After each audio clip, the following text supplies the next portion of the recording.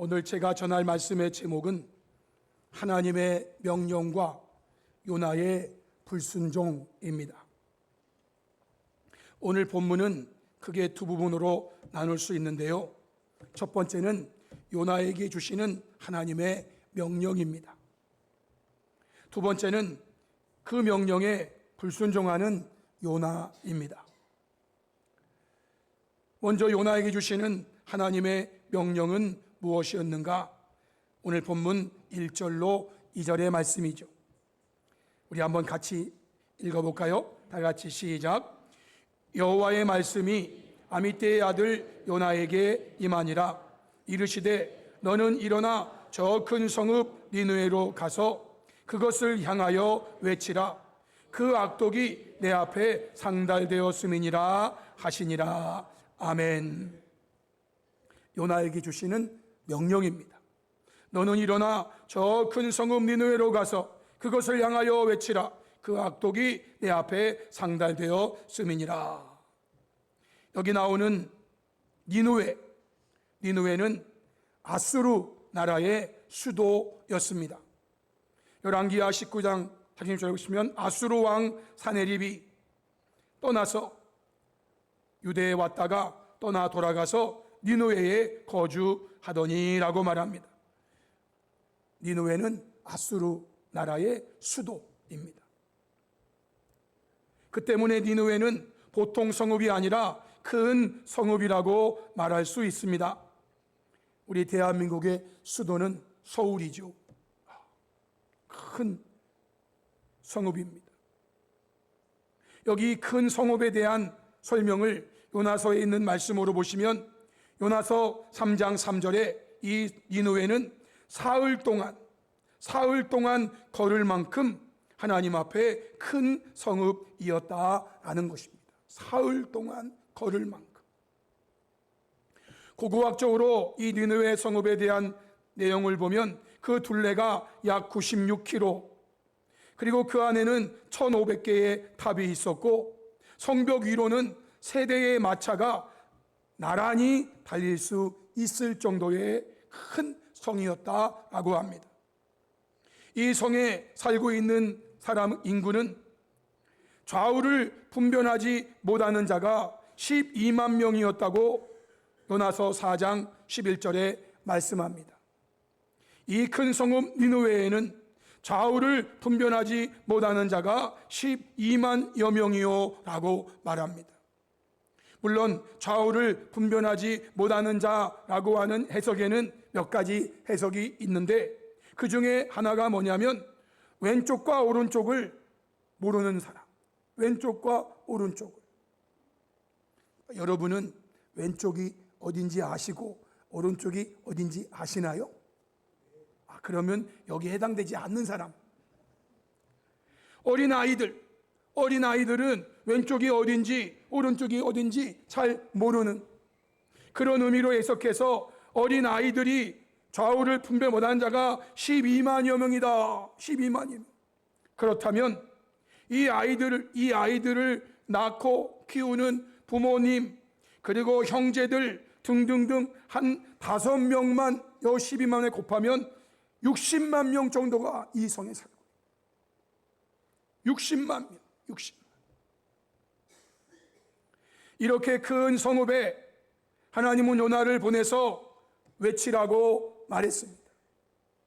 하나님께서 요나를 보내시며 외치라고 말씀하신 내용의 핵심은 무엇일까? 요나서 3장 4절에 보면 40일이 지나면 니느웨가 무너지리라 하는 것이었습니다. 40일이 지나면 니느웨가 무너진다. 이것을 가서 외치라는 것입니다. 성도 여러분, 생각해 보십시오. 하나님께서는 왜 요나에게 이러한 명령을 내렸을까요? 왜 니느웨에 가서 40일이 지나면 이 성이 무너진다라는 이 말을 왜 전하라고 하였는가? 그 말입니다. 결과론적으로 우리가 알고 있는 것은 그 큰 성읍 니느웨에 살고 있는 약 60만 60만여 명의 사람들이 비록 악한 자들이었지만 하나님은 그들이 멸망하지 않고 살게 하시기 위함이었다라는 것입니다. 왜 니느웨에 가서 40일이 지나면 무너진다고 왜 전하라고 했는가? 그 말입니다. 거기에 살고 있는 사람들 멸망하지 않고 살게 하기 위해서. 결국 요나 3장 10절에 하나님께서는요 그들에게 내리리라고 말씀하신 재앙을 내리지 아니하시니라 라고 말씀합니다. 40일이 지나면 하나님이 그 성에 재앙을 내려가지고 무너져야 되는 그 성읍이었어요. 좌우를 분별하지 못하는 어린아이만도 12만여 명이나 돼. 거기 있는 사람들 다 멸망해야 돼. 그들이 멸망하지 않게 하기 위해서 하나님은 요나를 니느웨로 보내시려고 했다. 요나 4장 10절로 11절에는 하나님은 그 성에 있는 사람들, 그 성에 있는 가축들 하나님께서 아끼셨다 이렇게 되어 있어요. 아끼셨어. 아끼셨기 때문에 요나를 그곳으로 보내서 40일이 지나면 이 성이 무너진다라고 전하라고 하신 명령을 내리신 거예요. 성도 여러분, 이러한 하나님의 뜻을 가지고서 예수님께서도 인자의 때에 저와 여러분에게 동일한 명령을 주십니다. 마태복음 28장 19절로 20절, 그러므로 너희는 가서 모든 민족을 제자로 삼아 아버지와 아들과 성령의 이름으로 세례를 베풀고 내가 너희에게 분부한 모든 것을 지켜 가르쳐 지키게 하라라고 말씀하셨습니다. 너희는 가서 요나에게 하나님이 명령하셨듯이 인자의 때에 주님이 저와 여러분에게 너희는 가서 모든 민족을 제자로 삼으라. 마가복음 16장 15절에 너희는 온 천하에 다니며 만민에게 복음을 전파하라 라고 말씀하셨습니다. 누가복음 24장 또 그의 이름으로 죄 사함을 받게 하는 회개가 예루살렘을 시작해서 모든 족속에게 전파될 것이 기록되었으니 너희는 이 모든 일의 증인이라 라고 말씀하십니다. 누가복음을 기록한 누가가 동일하게 기록한 사도행전 1장 8절에 오직 성령이 너희에게 임하시면 너희가 권능을 받고 예루살렘과 온 유대와 사마리아와 땅 끝까지 이르러 내 증인이 되리라 하시니라 말씀하십니다.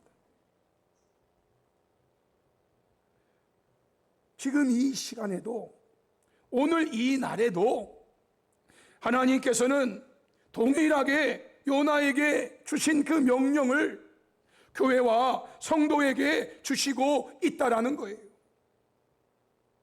그런데요, 크게 두 번째로 이러한 명령을 받은 요나는 어떻게 하였는가입니다. 요나는 그 명령에 불순종하였다.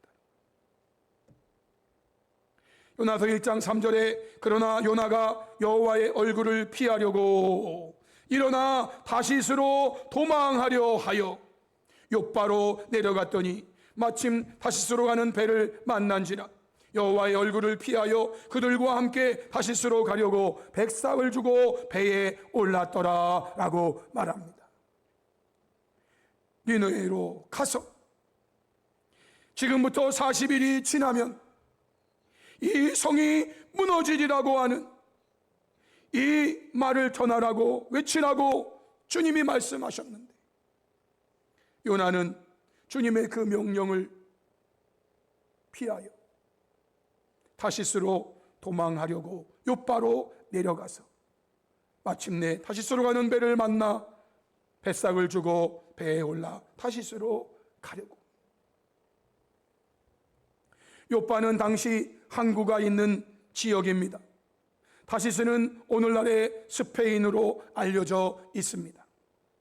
그러므로 다시스는 하나님께서 가라고 하시는 니느웨와는 전혀 다른 방향이고 니느웨와 아주 멀리 떨어진 지역입니다. 제가 사진을 하나 가지고 왔는데요, 좀 흐려서 잘 보이지 않겠지만은 이쪽 끝에 욥바 항구가 있습니다. 이 욥바 항구에서 니느웨로 가면 그 위로 조금 올라가면 돼요. 그런데 요나는요, 그쪽이 아니고 반대 이쪽으로 저 끝에, 지금 우리는 지구가 둥글다고 알고 있죠.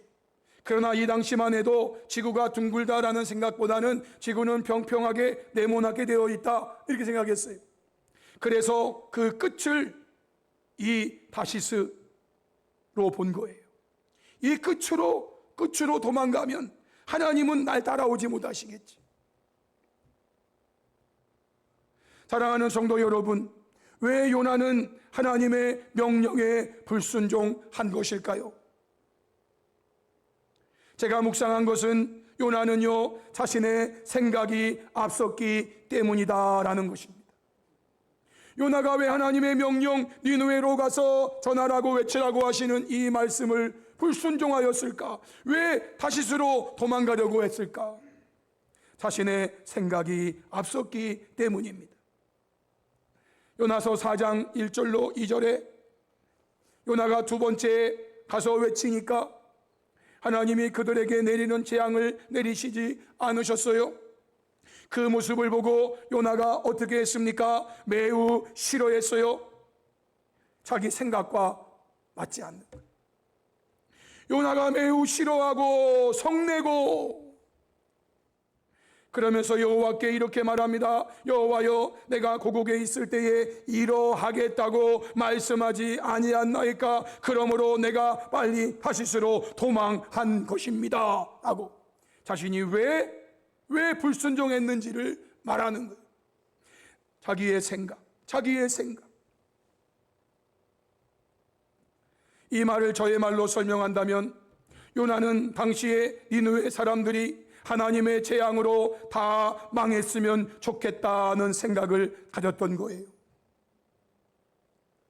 저 니느웨 사람들, 그 안에 뭐 10,000명이 있든, 그 안에 어린아이만 12만이 있든, 그 안에 60여 명이 있든, 그게 나랑 무슨 상관이야.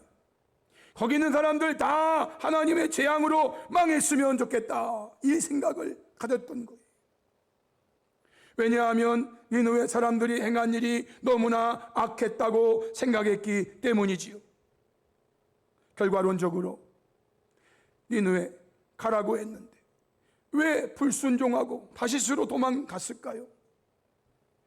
나의 생각이 앞섰기 때문에. 나의 생각이.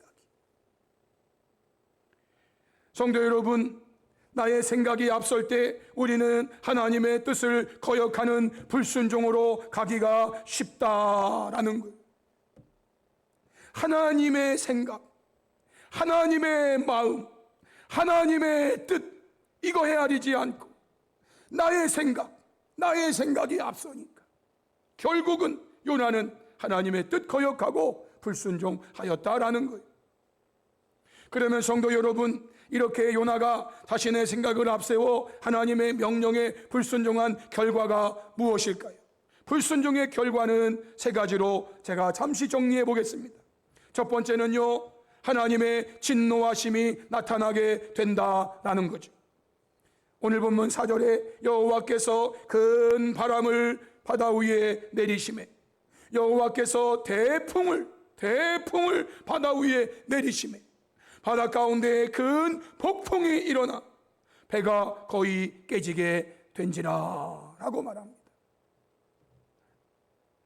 그 넓은 바다에 배가 아무리 커도 배는 조그만 거예요.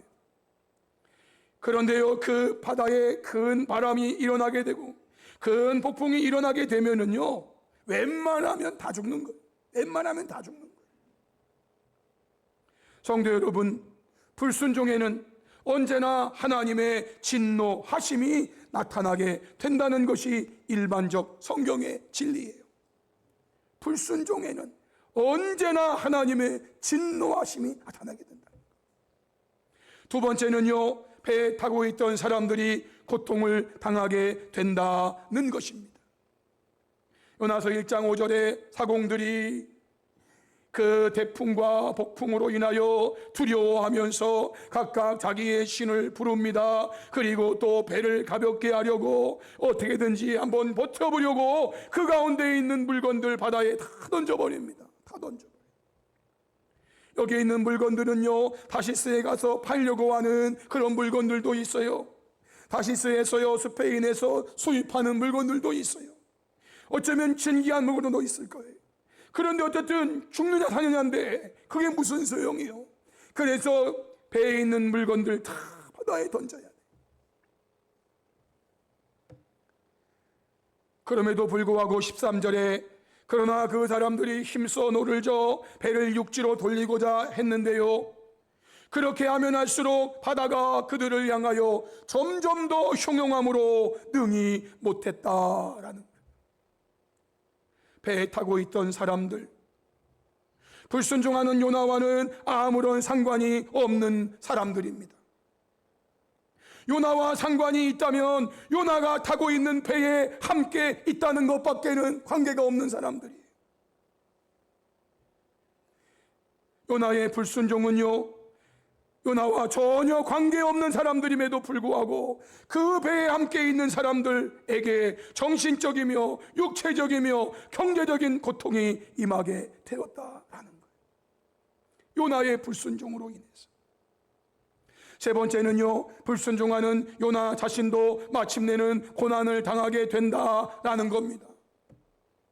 처음에 요나는 배 밑층에 내려가서 누워 깊은 잠을 잤다고 표현하고 있습니다.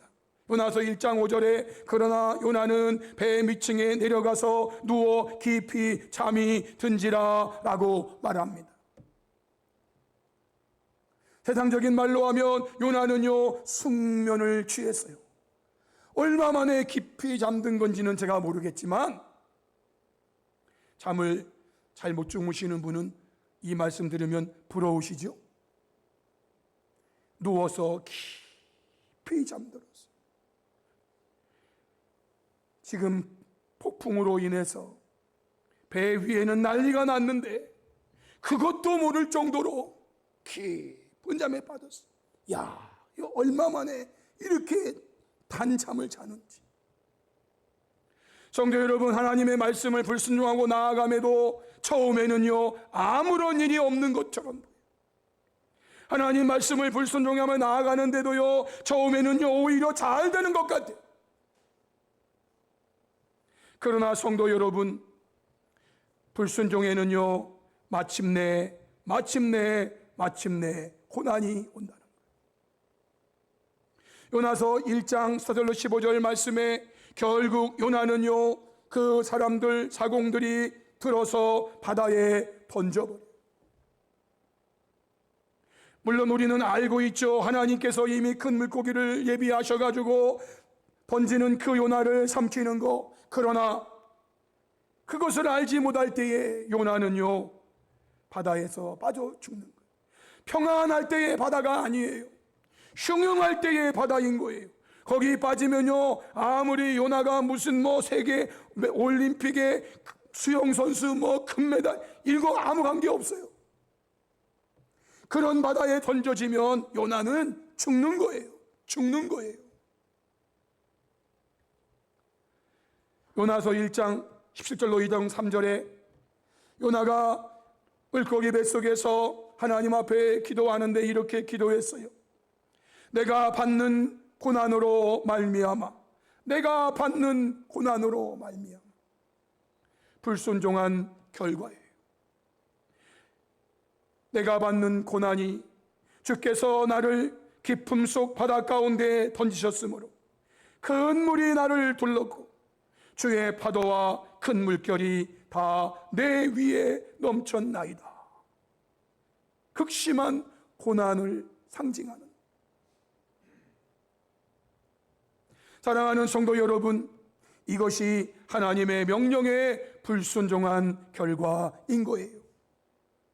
요나인 나 한 사람의 불순종으로 인해서 하나님의 진노하심이 나타나게 되고 나와는 전혀 관계없는 사람들까지도 정신적, 육체적, 경제적 고통을 당하게 되며 마침내는 불순종하는 나 자신도 그러한 고통을 당하게 된다라는 것이 오늘의 말씀이에요.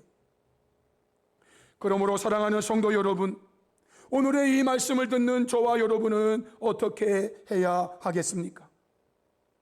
사도 바울의 예를 들면서 오늘의 말씀을 마치려고 합니다. 사도 바울은 다메섹 도상에서 주님을 처음으로 만났고 그 주님으로부터 이러한 명령을 들었다고 아그리빠 왕 앞에서 간증했습니다. 사도행전 26장 13절 이후의 말씀인데요. 왕이여, 정오가 되어 길에서 보니 하늘로부터 해보다 더 밝은 빛이 나와 내 동행들을 둘러 비치는지라. 우리가 다 땅에 엎드러짐에 내가 소리를 들으니 히브리 말로 이르되 사울아 사울아 네가 어찌하여 나를 박해하느냐. 가시체를 뒷발질하기가 내게 고생이니라. 내가 대답하되 주님 누구시니까? 주께서 이르시되 나는 네가 박해하는 예수라 그러시면서 16절 이후에 일어나 너의 발로 서라. 내가 내게 나타난 것은 곧 네가 나를 본 일과 장차 내가 내게 나타날 일에 너로 종과 증인을 삼으려 함이니.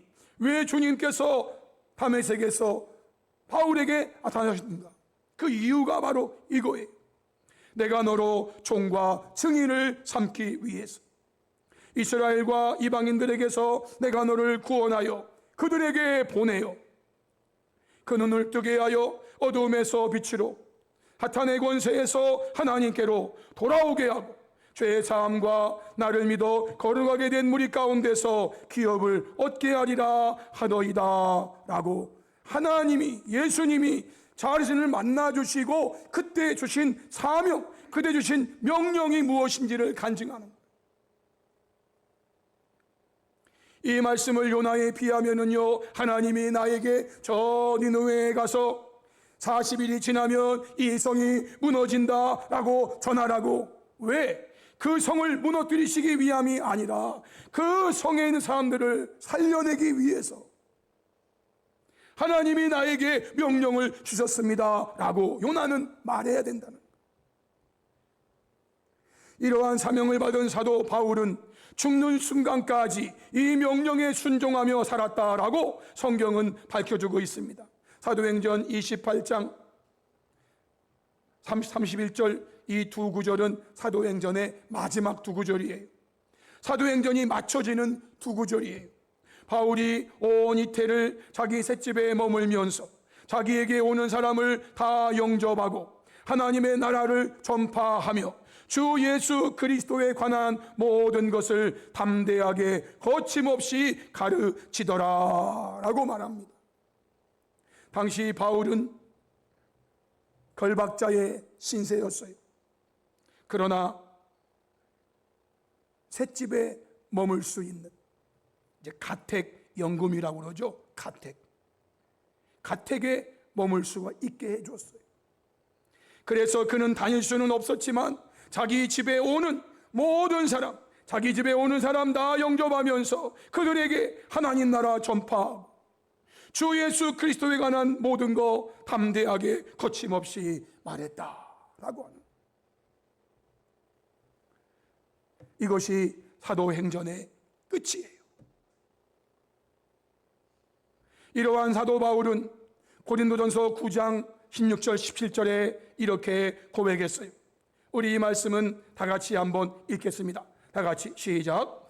내가 복음을 전할지라도 자랑할 것이 없음은 내가 부득불할 일임이라. 만일 복음을 전하지 아니하면 내게 화가 있을 것이로다. 내가 내 자의로 이것을 행하면 상을 얻으려니와 자의로 아니한다 할지라도 나는 사명을 맡았노라. 아멘. 이 부분에 대한 해석은 이렇게 세 가지로 나눠볼 수 있어요. 표준세 번역, 내가 복음을 전할지라도 그것이 나에게 자랑거리가 될 수 없습니다. 나는 어쩔 수 없이 그것을 해야만 합니다. 내가 복음을 전하지 않으면 나에게 화가 미칠 것입니다. 내가 자진해서 이 일을 하면 상을 받을 것입니다. 그러나 내가 마지못해서 하면 직무를 따라 한 것입니다 라고 현대어 성경은 이렇게 번역해냈어요. 복음을 전한다 해서 내게 어떤 특별한 명예가 주어지는 것도 아닙니다. 나는 다만 복음을 전하는 일을 그만두려고 해도 그만둘 수가 없습니다.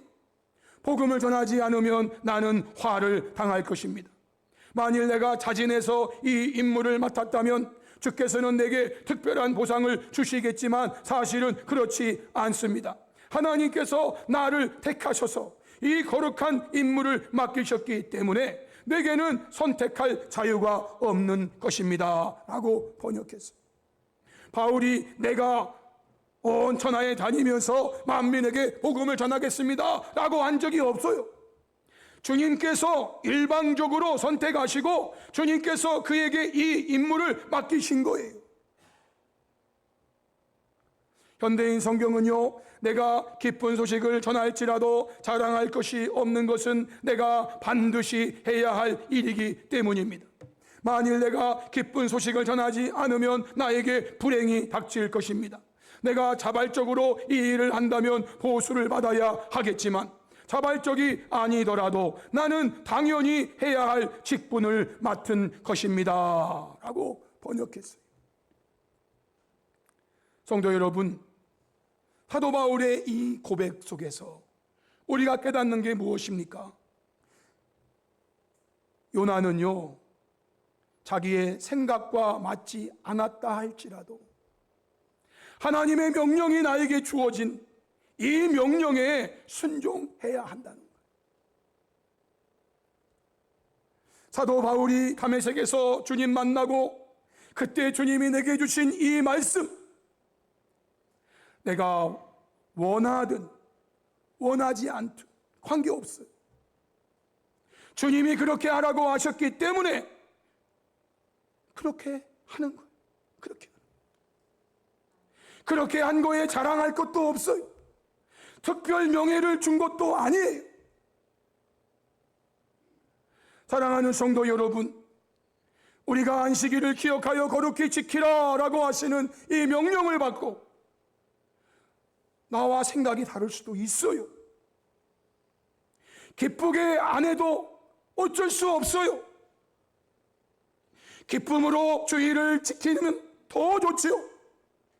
그러나 그렇지 않아도 그거 하나님의 명령이, 하나님의 계명이, 내 부모를 공경하라, 부모의 은혜를 알고 효를 하면 더 좋겠지만 부모의 은혜를 몰라도 부모를 공경하라고 말씀하셨기 때문에 부모를 공경해야 하는 거예요.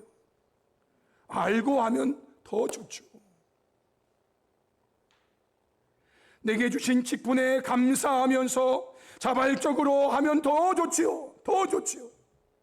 그러나 성도 여러분, 자발적이지 않더라도 나는 당연히 해야 할 직분을 맡은 거예요. 직분을 맡은 거예요. 요나는 억지로라도 했어야 돼요. 그런데 요나는요, 자기 생각과 맞지 않다고 하나님 명령 불순종하고 타시스로 가버리다. 그로 인하여 하나님의 진노가 나타나게 되었고, 그로 인하여 배에 타고 있는 많은 사람들이 고통을 당하게 되고, 마침내 자신도 큰 고난 가운데 빠지고 말았다라는 거예요. 사랑하는 성도 여러분, 하나님께서는 오늘날에도 요나에게 명령하셨듯이, 사도 바울에게 명령하셨듯이 교회와 성도에게 명령하십니다. 땅끝까지 이르러 내 증인이 되라 말씀하세요. 아이러니하게도 요나가 하나님의 얼굴을 피하여 도망가려 했던 곳 다시스, 물론 요나는 실패했죠. 다시스까지도 가지도 못했어요.